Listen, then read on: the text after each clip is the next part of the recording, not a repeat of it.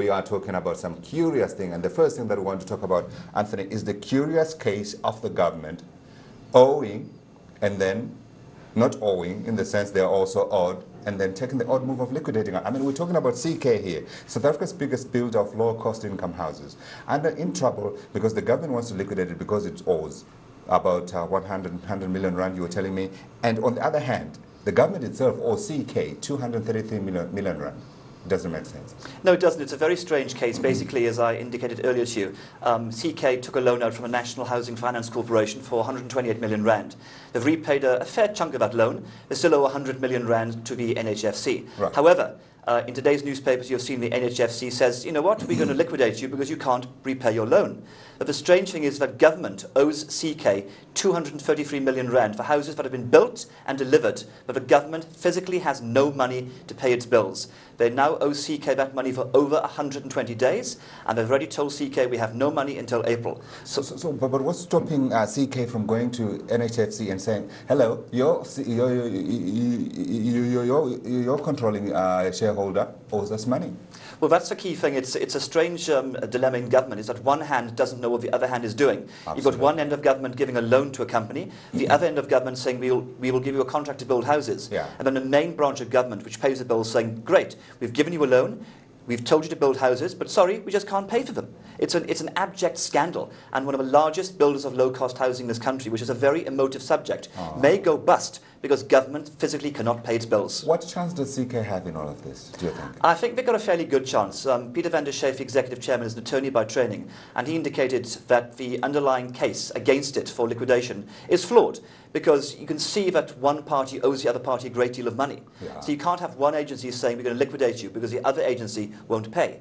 So something, I think, there'll be compromise. There has to be going forward.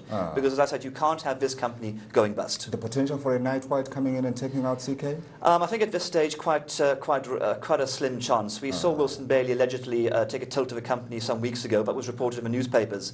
But, with the current, issues regarding the liquidation, I would imagine that no one would touch this company currently. And no one, including the banks or perhaps some of the development financiers, can come in and sniff around and perhaps... I don't think at this case anyone would want to look at CK until they know that government will actually pay. And I think ultimately they will pay. The question is when.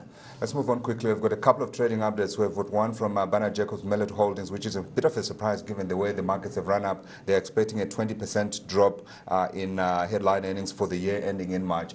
Are you surprised? Because the results that I've been seeing from the other companies associated, at least with the markets, have shown a tremendous improvement, because we know the markets run very hard indeed. It did come as a bit of a surprise. We saw Bernard Jacobs were in discussions some weeks ago regards to possible take-out. The rumour was Sanlam, amongst others. That didn't happen because there was a pricing issue.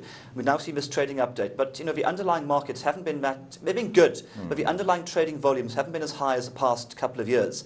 Bernard Jacobs has a very high cost base because they have an extremely good research team, which sadly demands a great deal of money. Also, commission rates have come down. So they're trapped between, they have a very high cost base, commission rates have come down, and underlying volumes are not as high as they used to be. Hence the trading update. We'll definitely be talking about this story some more. We've got South Ocean. South Ocean now expecting between 6 and 7% those earnings to be lower compared to the corresponding period.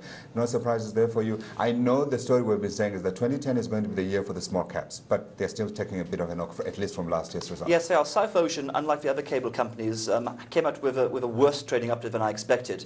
ARB Holdings, the cable operations of Reunert and Altec, had slightly better expectations. However, South Ocean has a lighting division. The lighting division has done poorly in the overall mix, and as such, with cables being down and lighting being down, it's hit South Ocean much harder than the other cable stocks. Anthony, lastly, you held a meeting with 9 CEOs, and they include Buildworks, ARB, Keaton, Topfix.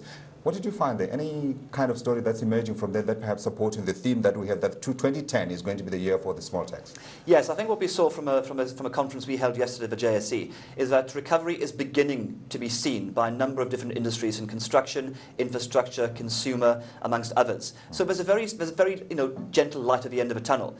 But what we did see yesterday is that certain stocks have got much better stories than the market actually appreciates. One of the standouts yesterday was Buildworks. The CEO, Rael Gamzo, gave a very upbeat presentation regarding power infrastructure development in sub-Saharan Africa, and as such, I think Buildworks going forward is one to watch.